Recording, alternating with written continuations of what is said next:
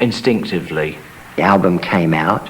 It was again a public scandal. The name was considered too vulgar, and we were destined to go to America to tour. It was Malcolm's idea when the Pistols came over to America not to play the typical rock star hangouts, not to come to CBGBs and not to go to the Whiskey in Los Angeles, but to come and play in America.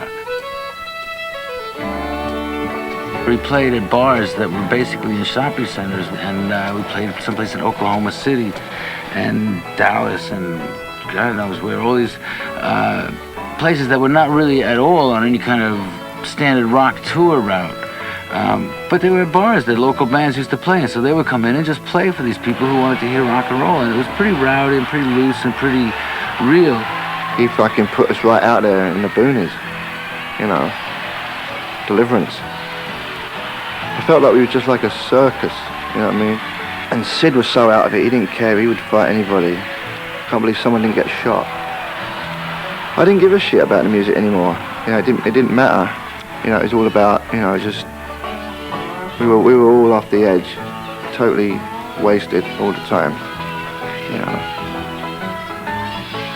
When you first go out on tour and you're out traveling in a coach for 10 months, and it's a shock to the system for a lot of people. Some people take to it better than others, and others start having to take pills, and you're partying a lot and staying up late, and you know, because you like it.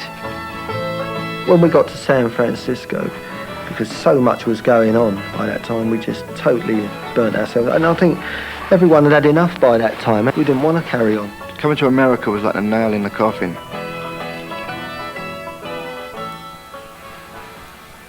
I drove almost 200 miles all the way from Silver Springs just to see it, and I enjoyed every minute. And I drive 200 more miles to see them again tomorrow night. I really enjoyed it. I think these people are where it's at right now. It was great. That's what, you know, music's meant to be. You know, I think that's where rock is going and where it's going to stay. No fog. This is no... So my sound was really horrible. Nothing worked. I had a terrible cold. Sid was like fucked up. He didn't play any notes.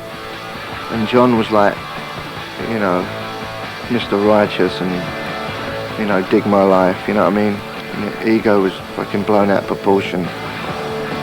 And I just thought when we was playing the shows, what the fuck's this all about? What's the purpose of this? This ain't how it used to be like, you know? And we were playing like shit and everyone was loving it. Ever get the feeling you've been cheated? Good night. When I said that on stage, ever get the feeling you've been cheated, I meant that for us, who had to perform this stuff, because that's what it had become by then. Just stuff, just rock and roll, just trundling out night after night. It had lost its point.